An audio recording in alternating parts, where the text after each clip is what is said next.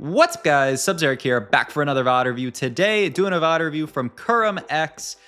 This is going to be a VOD of a kind of a new old comp. Also, why is my quality? Yeah, give me the 1080p quality. There we go. That's beautiful.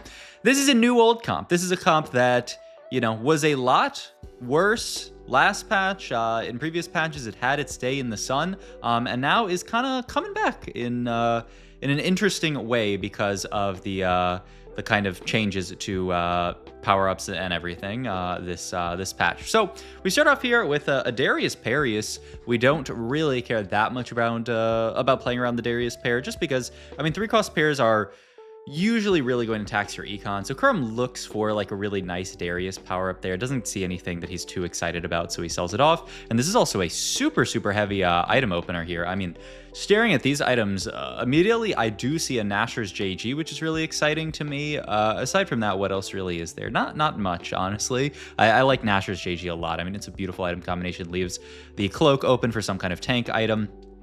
And we could even take Deadlier Caps here, scale up that crit with some AP, get some early kills with this double slam here. The only downside is our opener isn't that strong from an upgrades standpoint. But yeah, I mean, it could also even just be some kind of Kale game, slam JG, hold the bow open. But yeah, I mean, I like a Deadlier Caps here. We do end up picking it up here. Probably... I mean, maybe we want to carry Kale here. I would look at carrying like Lucian, I guess, here. And he does power up Lucian here. Sees Solar Breath tends to be pretty good early. He's actually, yeah, he's just going to look at the Drift Duo, though, is decent enough. And then get the mech board in. Going to make that Nashor's JG like we talked about. And these are going to be his slams. So from Rip here, we have a pretty decent, just AP opener, really. We could play a lot of stuff. Almost surprised that he doesn't make gold here. I guess the downside is he has to sell Zac, which is probably going to be his next in on this board. He could even, you know, consider just leveling this round and just trying to play strong this board here. But it looks like Kurum is saying, you know what, the odds of me like win streaking, like 5 streaking from this spot are pretty low, so I'm not going to opt to level here. Even with a triple item on Lucian, it's just, yeah. I mean, this certainly looks like a board where maybe leveling could be the diff here. I mean, maybe he could even win without the level, just with the raw value of the mech. It's going to be close, but I think he does win. Yeah, I mean, this is huge here, actually, to beat a level 4 board without leveling. Now we get the natural level here. I mean, best case scenario, we high roll a 2-star here, and then our opener is looking really good. We do not, but we still get a pretty big power spike in either heavyweight or jug on this board here. I'm feeling Neferi for some reason. I guess you could play Kennen as well. I feel like you don't actually need that much more AP. Okay, he likes heavyweight better. It is the team-wide buff. I guess the downside to this is like, I mean, we're going to have to sell regardless, right?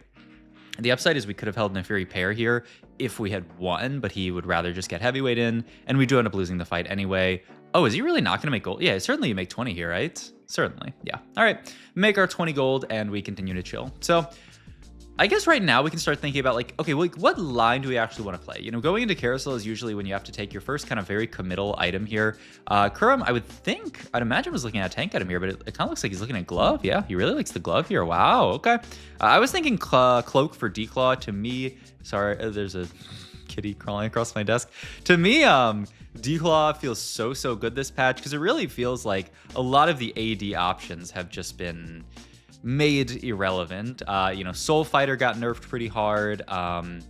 And so it's like a little, it got nerfed a little bit, but it's definitely weaker than it was last patch. Obviously, Star Guardian received a pretty chunky nerf, so that was, you know, the dominant line last patch, not as good anymore. So to me, it feels like, you know, we're in this reroll meta, and if you think about a lot of the dominant reroll lines, Katarina reroll, Janna reroll, Kog'Maw reroll, like all of these are AP reroll lines. So, you know, and then you throw into like an Akali board on top of that, and like a Mighty Mech board, and the meta feels very AP heavy to me, so I'm a Declaw enjoyer here. Looks like Kurum doesn't enjoy it that much, which is why he took the glove off Carousel, and we're going to continue to chill on this board.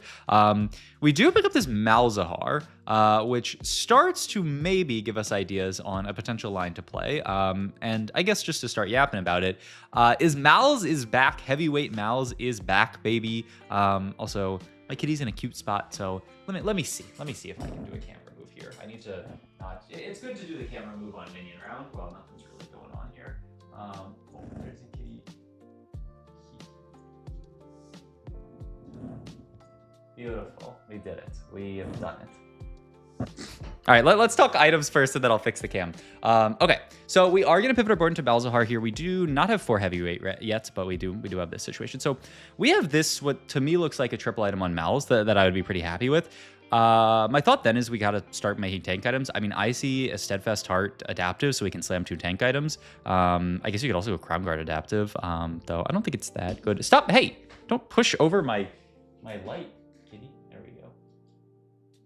Beautiful. All right, we love it. And we power up the Malz here, which is actually, like, in all things, this comp did not really get buffed at all. Malz didn't get buffed at all. Heavyweights got buffed at all. But Malz did receive a huge buff, which is this power-up exists in the game now. Noxious Trap. If you guys haven't taken this one yet, damage dealt burns, wounds, 20% shreds, and 20% sunders enemies for 4 seconds. What? I mean, this is literally like 3 items in a power-up, and it's disgusting on Malzahar. We've talked about this before. Malzahar is so good with things like this, and he's actually gonna make the Crown Guard with the adaptive. Malz is so good with Shred, Sunder, this kind of stuff, because any damage over time unit is constantly reapplying that Shred, Sunder, Heal Cut on their ability. Every single tick of it is reapplying. The other insane thing about Malzahar is he naturally spreads it. As units die, they spread his poison around. Is Blazing Soul fine in this comp? It sounds fine. Doesn't sound like the best thing in the world to me, but it sounds like okay. I doubt it's replication. I feel like we have too many items already here. Yeah, okay. Blazing Soul looks good to me. And we are going to level up here and play this word. He's actually going to roll a bit because we're one off heavyweights here, like any heavyweight big. And now we're actually paired up on the Frobuko here, which would be really nice. You almost have to stop on Koboko too, but we haven't really hit a last thing to play. Yeah, I mean, we're just going to play the Ez and be stuck on 3 heavyweight and actually play the double Zac here, just because at least he is he's Wraith as well. So this is going to be our board for now, which is a very nice board. I mean, we're on a 3 streak here, so we're rolling a bit to potentially preserve streak. And wow, I mean, beautiful roll from Kurum. If we had not rolled, we certainly would have lost this fight and we would not be on this 4 streak. So that's really nice from him, actually. There's a Lulu in shop, but it's kind of funny. I mean, we don't need Heal Cut. We don't need Armor or a Marsh Shred because we have all of that just naturally, you know, built in to our one singular power-up. I will say, I played Tactician's Cup day 1 yesterday, and I kind of boomed out of it. My games did not go well, and I really wish I had done some VOD review on this comp because I was like, I knew Noxious Trap was good, but like after watching it, like this is like almost the entire reason why this comp is good now, because of Noxious Trap. Like I think you 1,000,000,000% need this power up. And the nice thing is it's pretty easy to find on your boy Malzahar. It's not actually that difficult to pick up. I think the stats say it's about like 30% chance of finding it, which is not bad here. We got Glove open here. I mean, I'm looking at that Steadfast just to finish out a tank item here, and looks like that's what Mr. X is looking for right here. Think so, but we'll see here. I mean, it's a great slam to continue our 5 streak. We do really want our last heavy here. Yeah, he's actually just gonna pivot this in, Protector onto this board, just to make ourselves a little bit tankier. Koboko has some built-in shielding, so the Protector is gonna make that go a little bit further. We also have the Crown Guard, which is gonna give him a shield. And yeah, continue the Steadfast Heart Slam, or consider the Steadfast Heart Slam if we think we might lose this fight, and that is an RE2, so we do go for the slam. Also, the kitty literally, she just jumped back up on my desk. She jumped off. I thought she was done there. Okay, I don't know what that... Wait, Riot? Is that Riot Mortdog tweeting Kurum with his feet out? Whatever. We pick up a set here, kind of whatever. I mean, at this point, we're looking at powering up Koboko and playing around him for the mid game, because that's the other thing that I find quite interesting about this comp, is there's a lot of carries, right? You can play for... Really? Yeah, okay, I was about to say, I really think that's... I think Tankzilla is certainly good enough.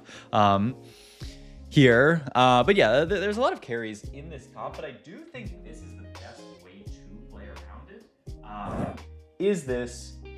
Kitty, what are you doing? Are you pawing at the... Are you trying to look at the window? Wow, what a great angle, though. Don't do anything crazy. How about that?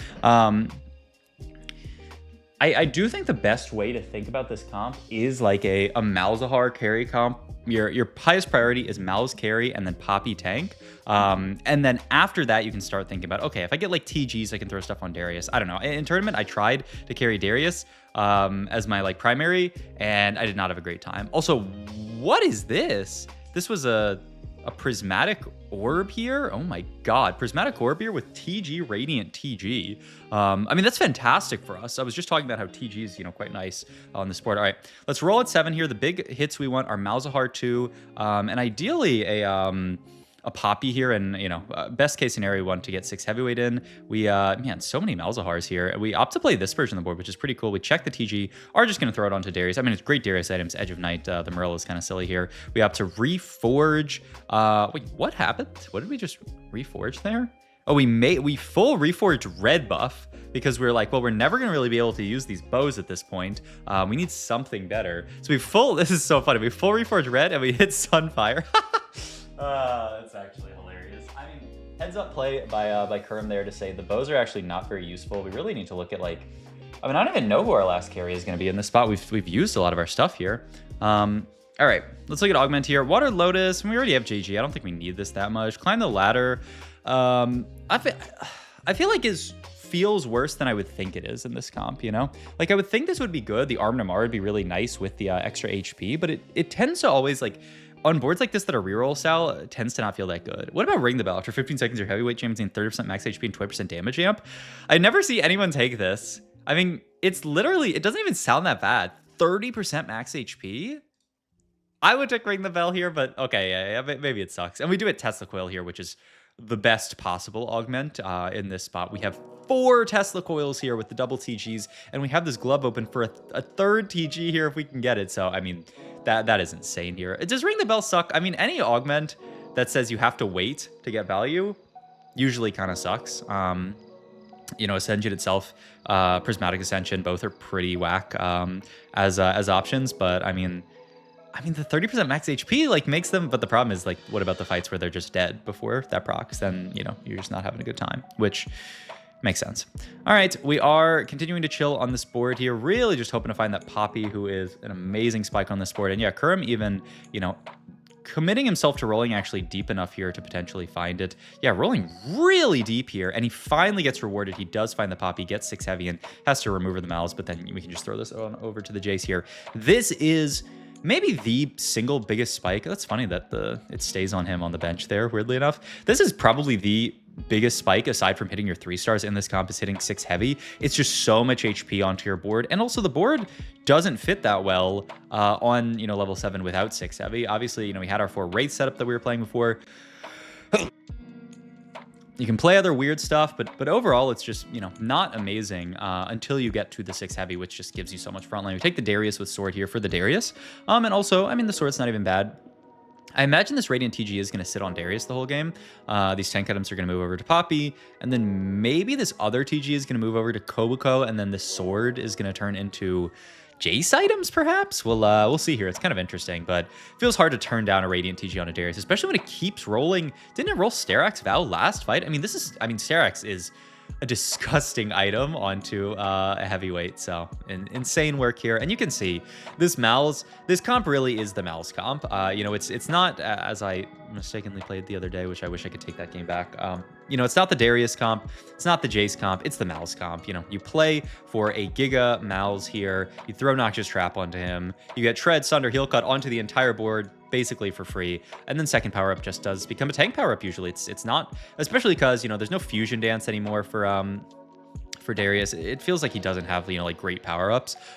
So what do you really want to take on him? People have taken Bludgeoner and stuff in the past, which is, I mean, it's a solid damage increase, but I don't think enough that you are that you're not jumping out of bed for it, when you could just take a big tank Poppy power up, and she can tank for Darius, she can tank for Malz, she can tank for everybody. So yeah, one thing I will say though, and part of the reason I think maybe why Kurum wanted to roll so deep there earlier is there's actually a lot of Poppies out. There's this guy with a Poppy 2, and I think there's another guy. Yeah, there's that other guy with Poppy 2 as well. So that's 7 Poppies, including ours. Another, oh my god, that was a gold orb with a bunch of gold in it. This lobby is insane. These are just orbs, right? It's not like it's loot sub or anything, but all right. I mean, it's good for us. We can roll down here, hit the Malz here. Going to continue to sit on 7 and roll for the rest. Ideally, Poppy 2 is the big thing, but like I said, Poppy 2 can be pretty hard. I'm a bit surprised he's rolling this deep. We do get what looks to be oh, wow. It's going to be a DB TG here. Okay, so we do make the TG.